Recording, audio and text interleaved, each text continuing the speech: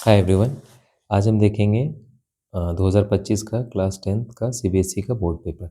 ये देखिए board paper में पहले पन्ने पे जनरल इंस्ट्रक्शन लिखा हुआ है कि सेक्शन वाइज क्वेश्चंस कितने नंबर के हैं।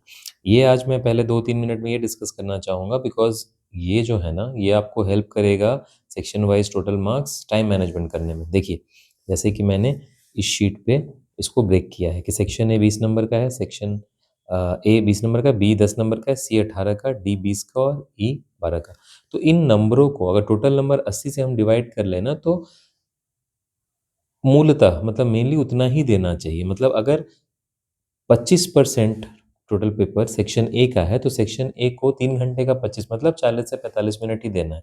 इसी तरह सभी को मैंने ब्रेक कर दिया है कि जो 5 सेक्शन है 1, 2, 3, 5 और 4 ABCDE करके उनको उस तरह से ही टाइम मैनेजमेंट करना है। ये चाहे तो आप खुद से भी कर सकते हैं कि अगर सेक्शन 5 20 नंबर का है तो 20 बटा अगेन 40 से 45 मिनट देना है, 18 नंबर का है तो 35 से 40 मिनट या 42 मिनट देना है। ठीक है। अब हम पिछले 2 वीडियोज़ में जो हमने ना सीखा है ट्रिग्नोमेट्री, एप्लीकेशन ऑफ ट्रिग्नोमेट्री, उसके कुछ क्वेश्चन सॉल्व करेंगे। ठीक है। तो जैसे कि ये देखते हैं, आई थिंक ये काफ़ी अच्छा और सिंपल क्वेश्चन आया था ट्रिग्नोमेट्री आइडेंटिटी के ऊपर। देखते हैं सॉल्व करके कहाँ गया, यहीं कहीं पे था। और एक एक बहुत अच्छा क्वेश्चन भी आया था, बड़े क्वेश्चन है ना। देखिए यहाँ पे ये जो क्वेश्चन है ना इसको मैं ऐसे लिख लेता हूँ कि क्वेश्चन जो था, क्वेश्चन नंबर ये 26 है, 3 नंबर का। ठीक है। इसमें कहता है कि 1 + कॉसेक ए अपॉन कॉसेक ए को प्रूव करिए कि कॉस स्क्वायर ए अपॉन 1 - साइन ए दोनों बराबर हैं। ठीक है। ये रहा आपका क्वेश्चन यहाँ पे। ठीक है। इसमें भी ऑप्शन थे, या तो ये सॉल्व करिए, ये सॉल्व करिए। ये वाला ज़्यादा आसान था। देखिए कॉसेक क्या होता है, 1/साइन ए, इसको 1 + 1/साइन ए लिख सकते हैं। और यहाँ पे भी ये 1/साइन ए हो सकता है। ठीक है। ऐसे हो गया। RHS जो है cos square theta plus sine square theta, आपको पता है cos square theta plus sine square theta is equal to 1 होता है। ठीक है। ये ध्यान रखना है आपको। ठीक है। अगर आपको ये ध्यान है तो ये क्वेश्चन बहुत आसान हो जाएगा। कॉस स्क्वायर थीटा को, साइन को उधर ले जाएंगे तो कॉस स्क्वायर थीटा को क्या लिख सकते हैं, 1 - साइन स्क्वायर थीटा। तो RHS क्या हो जाएगा, 1 - साइन स्क्वायर ए अपॉन 1 - साइन ए। ठीक है। आइडेंटिटीज ऐसे में तो बहुत आसान होते हैं क्वेश्चन। 3 नंबर का क्वेश्चन ना 2 मिनट में सॉल्व होने वाला है। ठीक है।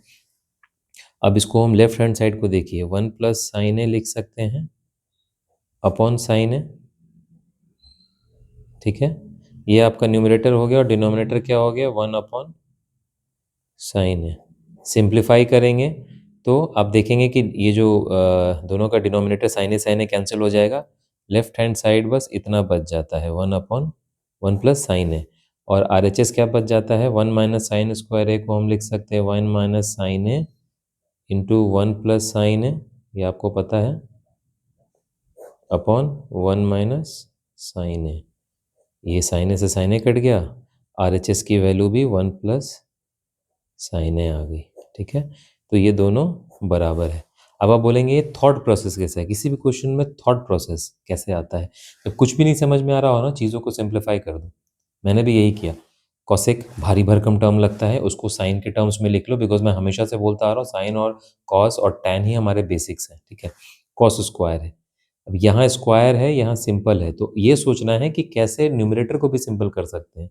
तो cos square theta plus sine square theta 1 होता है।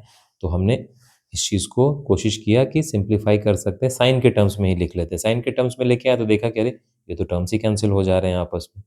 तो ये देखो, एक्चुअली समझाने में टाइम ज़्यादा लग रहा है बट एक्चुअली में देखो कि 2 मिनट लग जाएगा। और ये 3 नंबर का क्वेश्चन है, इफ़ आई एम राइट। मैं अभी और भी पेपर निकाल के दिखा दूंगा। 3 नंबर का, अब देखो 3 नंबर में मैंने कितने 6 क्वेश्चन आते हैं, मैंने 35 से 40 दिया है। अगर किसी में 2 मिनट लग रहा है, ठीक है, ऑन एन एवरेज 6 मिनट देना है 6 क्वेश्चन के लिए, 2 मिनट लग रहा है तो आपके पास 4 मिनट बच जाते हैं। बाकी किसी क्वेश्चन में आप फंस जाते हो, 3 नंबर 4 नंबर 5 नंबर, उसमें आप अपना टाइम डेडिकेट कर सकते हो। तो ऐसे ही क्वेश्चंस को पिक करना है। दूसरा वाला क्वेश्चन भी सॉल्व कर सकते हैं, वो भी बहुत आसान है। ये दिया हुआ है कि 2a + b और ये एक्यूट एंगल है, जैसे कि ये वैल्यू दी हुई है तो इसका निकालना है कॉट का। अगेन इसमें इसको भी सॉल्व किया जा सकता है, लेकिन जब ये वाला ही आसान है तो हम उसी को अटेम्प्ट करेंगे, क्योंकि एग्ज़ाम में ना क्वेश्चन पिक करना बहुत ज़रूरी होता है कि भले ही ये क्वेश्चन 5 नंबर का है, लेकिन क्या हमसे बनेगा या मेरा टाइम बर्बाद होगा? या मुझे कॉन्फिडेंस नहीं है तो उसको बाद के लिए बचा के रखना है। यहाँ पे 2 ऑप्शन हैं, अब हमें यही वाला आसान लग गया तो हम वही सॉल्व करेंगे, हम इसमें हाथ क्यों लगाएँगे? ठीक है? मैं ये भी सॉल्व करके आपको बाद में दिखा दूँगा, लेकिन अभी मैं एक बहुत इंटरेस्टिंग क्वेश्चन दिखाने जा रहा हूँ जो एप्लीकेशन बेस्ड था, थोड़ा पैराग्राफ बेस्ड क्वेश्चन था। ठीक है? आई थिंक कहाँ गया? कहाँ गया? ये रहा। ये क्वेश्चन है 4 नंबर का, ठीक है? ये 4 नंबर का क्वेश्चन देखो, ये देखने में एकदम भारी भरकम क्वेश्चन है, ठीक है? लेकिन ये क्वेश्चन बहुत आसान है, बहुत ज़्यादा ही आसान है। कुछ नहीं करना है, बेसिक्स जो है ना ट्रिग्नोमेट्री का एप्लीकेशन है। क्या कहता है कि हम फ्लाइट पे चढ़ते हैं, आप में से कुछ लोग चढ़े होंगे फ्लाइट पे, बट इसका फ्लाइट से चढ़ना देने का कोई मतलब नहीं है। इसका बेसिकली सीढ़ी पे लगभग सबने चढ़ाई की होगी। तो सीढ़ी आपको पता है, अब मैं इस क्वेश्चन को जो है ना, इसको अगर आप पढ़ लेना, इस क्वेश्चन नंबर 37 को ना मैं ब्रेक करके बताता हूँ क्वेश्चन क्या था। क्वेश्चन कुछ नहीं था, देखो। सीढ़ी सब चढ़ते हैं, सीढ़ी ऐसे होती है, तो यहाँ बोल दिया फ्लाइट की सीढ़ी है, ठीक है। सीढ़ी का इसने दे दिया कि जो डोर सील्स होते हैं 5 से 20 फीट होते हैं और एक की हाइट 30 सेंटीमीटर होती है, स्टेयर्स, ठीक है। छोड़ देते हैं, उससे हमें मतलब नहीं है अभी। अभी हमें ये देखना है कि ये वाली सीढ़ी होती है, ये हाइट होती है एयरक्राफ्ट की ज़मीन से, और ज़मीन से इस स्टेयर्स की दूरी होती है। इसको अगर हम बी मान लेते हैं, इसको हाइट मान लेते हैं और इसको स्टेयर्स मान लेते हैं, ठीक है। तो नेचुरल सी बात है, स्टेयर्स कुछ थीटा एंगल बताएगा, ठीक है। अब क्वेश्चंस में यही वैल्यू दी हुई है, कुछ वैल्यूज दी है, कुछ को निकालना है, एकदम बेसिक है, उससे बिल्कुल घबराना नहीं है कि इस क्वेश्चन में कितना ज़्यादा इन्होंने टेक्स्ट लिखा हुआ है। आइए आगे पढ़ते हैं। आगे क्वेश्चन क्या कहता है कि 15 फीट की दूरी पे डोर सेल्स हैं, ठीक है,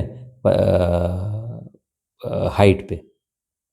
और यहाँ पे तो बस बताया था कि 5 से 20 फीट की हाइट पे होते हैं धरती से वो, यहाँ पे 15 फीट दे दिया उसकी हाइट, और कह रहा है कि स्टेयर को जो लगाया गया वो यहाँ से जो बेस है उसका भी डिस्टेंस दे दिया गया। अब आगे क्वेश्चंस में पूछ रहा है कि क्या क्या सॉल्व कर सकते हैं, ठीक है। अब देखिए मैं दिखाता हूँ आपको, ये हमने यहाँ ये इसकी वैल्यू दे दी 15, हाइट की वैल्यू दे दी 15, ये हमें अभी निकालने को बोला नहीं, तो बोल रहा है कि थीटा एंगल क्या बना रहा होगा, एच अपॉन बी। हमें पता है कि tan theta is equal to height upon base is equal to 15/15 is equal to 1, और हमें पता है tan थीटा 1 कब होता है, जब theta is equal to 45 degree, ठीक है। डायग्राम बना के क्वेश्चन सॉल्व करने में 1 मिनट लगेगा। ये सेक्शन ए हो गया, ठीक है।